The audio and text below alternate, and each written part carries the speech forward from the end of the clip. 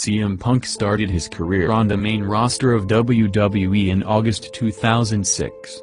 After years on the independent scene, and in WWE's developmental territory OVW, he got his opportunity on the new ECW brand. ECW started with a big audience and great viewing pattern of the audience growing in every segment of the show. That was until August. CM Punk's debut match against Justin Credible was the brand's first ever viewership loss, as the audience decreased for Punk's match compared to the previous segment. While you can't blame a new performer on television for losing viewers, that was just a sign of things to come. Punk developed a reputation since his OVW days, after an altercation with respected veteran Tony Atlas. Atlas told Punk that the tape on his hands made him look stupid, and that he looks like he has 2 broken arms.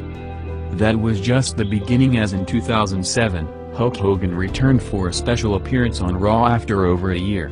Hogan shook hands with everybody that was familiar, did his segment and went home. In the process, not even noticing Punk, or knowing who he is. Phillip Brooks, his real name, known to be insecure, and out of touch with reality due to being bullied extensively in his childhood, held a grudge against Hogan ever since that day for not specifically coming up to him to shake his hand. Which would be like the '90s Chicago Bulls floor cleaner, getting mad at Michael Jordan for not giving him special attention. After going around in circles on the momentum-losing ECW brand, Punk was supposed to lose to Chris Benoit on pay-per-view. Due to the Benoit tragedy, John Morrison replaced him and beat Punk to win the title.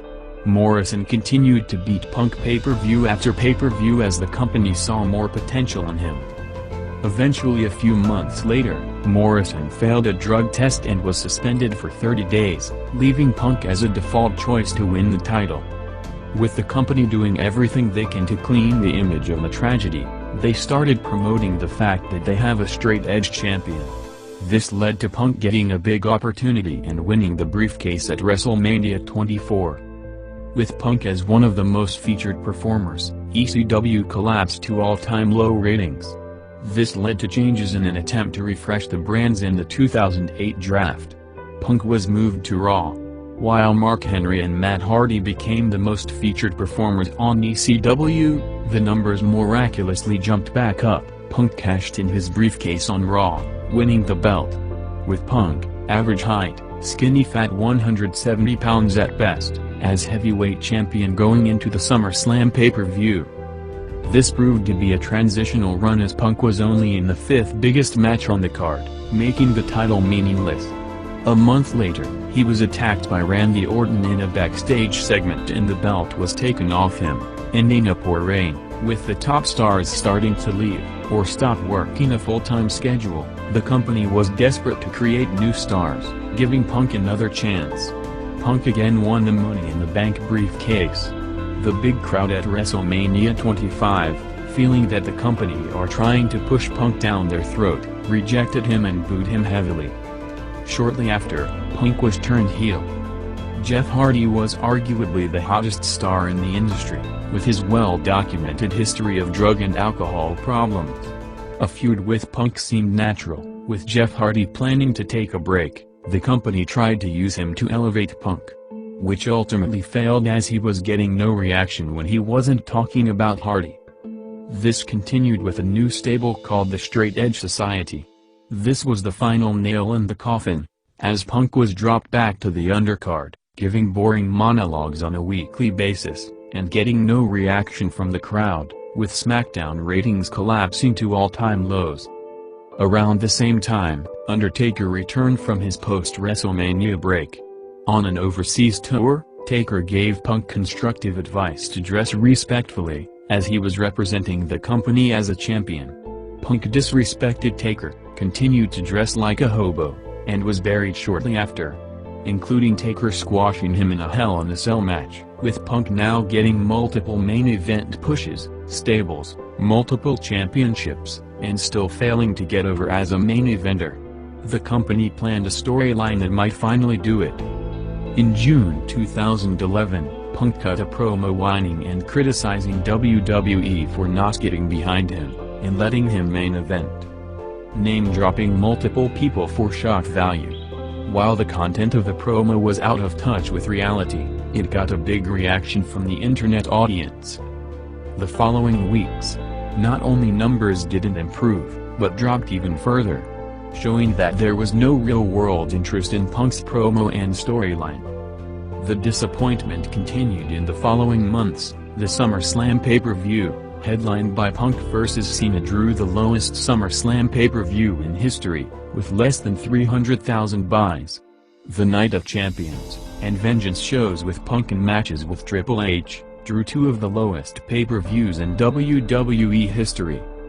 Punk, facing the realization that his storyline flopped, crumbled under pressure, coming out with a series of embarrassing, bitter interviews, claiming that his obscure mid-card matches drew the pay-per-view buys for The Rock headlined WrestleMania, and hypocritically crying that part-time superstars are coming back and headlining pay-per-views, while at the same time, begging Steve Austin to come out of retirement for a match with him. As we already learned, Phil Brooks is not the sharpest knife in the drawer. Rock, laughing at the poor guy embarrassing himself, sent out a tweet that scarred Punk for life, giving him flashbacks of the Hogan handshake. Rock, in addition to being leagues above anybody else as a performer, factually stated that he main events because he draws more in one night than Punk does in his entire life. If you actually analyze this, Rock was way too generous, as in one-day revenue gross at WrestleMania 27 or 28, he drew what Punk would not have done in 10 careers. Steve Austin, of course, never considered coming back for that match.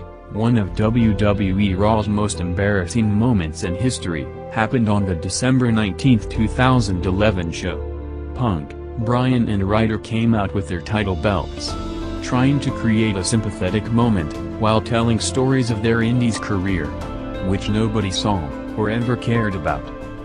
The wrestling audience saw this as an embarrassingly cheap attempt to recreate the genuine Eddie and Benoit moment, just with people who they have nowhere near the respect for.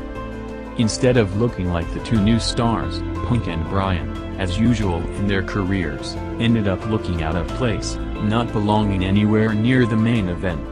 With the crowd knowing that they are only there as default options, as in any other era, they would struggle to even get hired by the company. Looking like a shorter, skinnier, less visually impressive Job Squad version of 2011. To put the stamp on this as a dark moment in the industry's decline. In the main event of the same Raw, with Punk, Bryan and Ryder in a tag team match, the audience collapsed, drawing one of the lowest ratings in Raw history. Still in December 2011. One of Vince McMahon's most known philosophies is wanting his wrestlers to turn heads and attract attention in every airport and arena they enter. What better than the world's most famous arena? Arriving for a house show, Punk was trying to enter the Garden. The security guard saw a weird, tattooed skinny guy, and didn't believe he was a wrestler.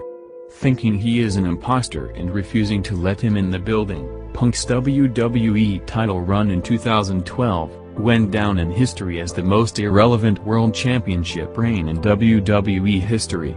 At no point in history, the title was less featured, or meant less than during this period. With John Cena, Big Show, Brock Lesnar, Triple H, and even General Manager John Laurinaitis in the main event over him. Punk was relegated to mid-card programs, with him continuing to establish himself as a channel changer ratings killer, when he doesn't have a proven draw to carry the load. In addition to that, reports came out that fans were leaving the house shows before his matches.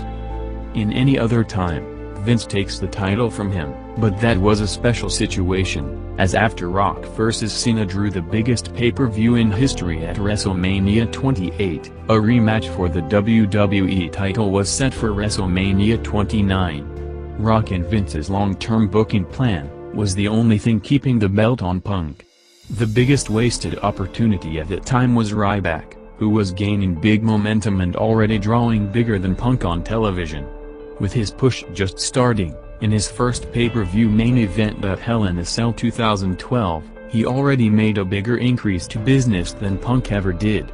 If not for Rock's Royal Rumble planned match, Ryback would have won the belt there, after ratings dropping to all-time lows by the end of 2012. Rock returned to save the business, carrying the program with a series of money promos, restoring the long-lost credibility of the WWE title in a week.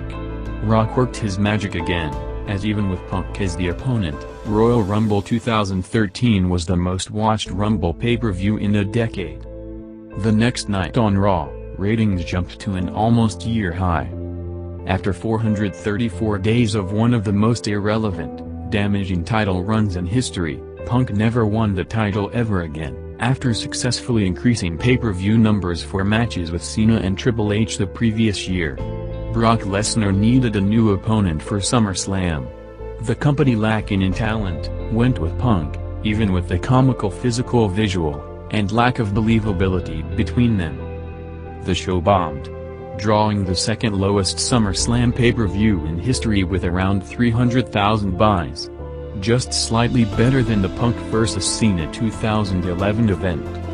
In the annual WWE conference call, when asked about the low number, Vince McMahon admitted that the audience didn't want to see what they presented. Punk was never close to a main event position ever again, with the realization of relegation back to his natural mid-card position. Punk, with his tail between his legs, walked out on the company, while still under contract. A few months later, he was fired. By the end of the year, Punk recorded an episode of the Colt Cabana podcast. In the completely over-the-top, delusional interview, making baseless accusations, lying, and comically exaggerating details. Coming off bitter, deluded and out of touch with reality. Punk was sued by WWE Dr., and then by his own friend Cabana, who claimed Punk betrayed and lied to him. Punk, during years of legal fees, lost more than $500,000. In late 2014, UFC President Dana White was looking for a freak show to boost pay-per-view numbers, and signed Punk to a deal. What White didn't realize is that would be a low point in the history of the sport. Punk was an extremely clumsy, sloppy, uncoordinated, and unathletic professional wrestler. Zero background in any athletic competition in his life. Suffered and expected humiliation. Going down in history as the single worst televised MMA fighter in history. Losing to a rookie in his first fight. And then to a part-time photographer in his second fight. Not only embarrassing himself, but the professional wrestling industry, who had countless, legit super athletes who could do well in MMA with basic training. After that, Punk made some reality television appearances, again establishing himself as a legit tough guy, effortlessly getting thrown to the sewerage by a random pedestrian. There's a narrative that WWE and Vince McMahon didn't fully support. The real problem was, they supported and pushed the wrong guy for too long, instead of rectifying the mistake when it was staring them right in the face, and throwing him to the same place.